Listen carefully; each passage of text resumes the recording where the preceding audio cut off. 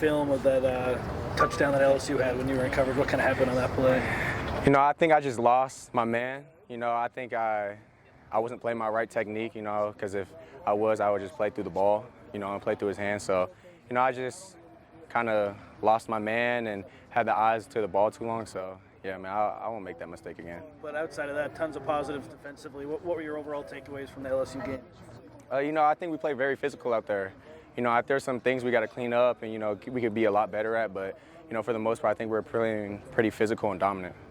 What's it like working with Kamari? It seems like you guys really locked down those two safety spots, not a lot of rotation there. What's it like playing with him, and how come you guys played so much, do you think? Yeah, I love playing with him. I've obviously played with a lot of great safeties prior to coming to USC, so just playing with him, it's very comforting to know that he knows the defense very well, and he's a great player, so I could trust him a lot. So, it's just been fun to play with him, and I'm glad that he's right next to us.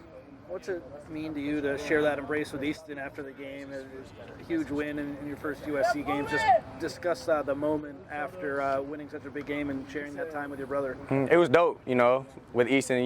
He came up to me after and was like, we actually did it. Those big games, usually at Oregon State, I wouldn't say we didn't win those, but we haven't won a big game like that ever. In terms of going to playing a SEC team, ranked 13 in the nation, so getting a big win like that was huge for us, and it just gave us a lot of confidence on our defense, and especially for Easton. What was Lincoln Riley's post-game speech in the locker room like? What did he say?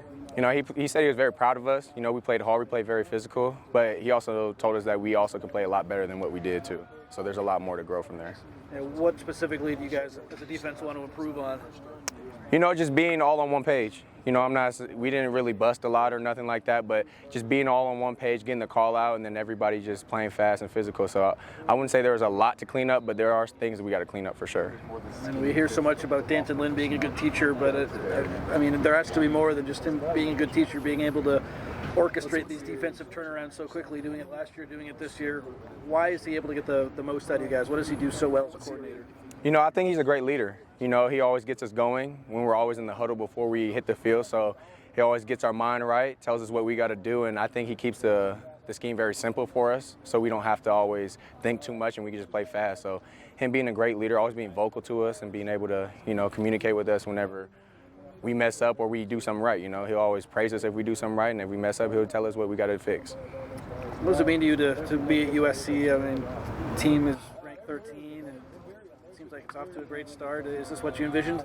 Yeah, man. On my recruiting visit here, that's exactly what me and Lincoln talked about. Just us coming here, building a program, not building a program, but building a culture, with young guys, a lot of new transfers. So just having us to mold that culture together and, be a brotherhood. And it's really cool to be a part of this program, to, how tight we are and how collective we are as a group. And speaking of that, Lincoln Riley talked about how he flew to Corvallis to meet with you in Easton in a driving rainstorm, and he stayed a lot longer than he usually would on most recruiting visits. What do you remember from that visit? What were those conversations like? How fun was that? Riley described it as a unique visit, something he hasn't really done before. What made it so unique? Just like him coming out on a Sunday night. We're kind of just chilling at our crib. Still, we just hit the portal, so it was kind of like weird, and then he was like, yeah, I'm coming on Sunday night. I was like, all right. So he came and he talked on the couch with us for like an hour or so and just talked about what USC has to offer and what he thinks we can bring to the team. So, I loved what he was talking about, and yeah, I'm here now. How soon was it after you guys hit the portal that he came out? It was that week. Yeah, it was that week. So it was kind of crazy. Everybody was coming out and trying to recruit us, but Lincoln was the only coach that came out to Corvallis and came to connect with us. So I was like, yeah, I trust this guy. He was saying that was kind of funny. He was like just hanging out for 2 hours and college kids. For real. Was that like a weirder experience to you guys? Yeah, my apartment at Oregon State was definitely like a college apartment. It wasn't like no high rise or nothing like that, but it was cool. He was just, I didn't know he was that down to earth and that chill of a person. So, just him coming over and just talking for 2 hours was pretty cool. Yeah, you talk about that brotherhood that you guys have created this off season. I saw you today, coaching up the sophomore Christian Pierce. What has just been your role in kind of mentoring the young guys this year?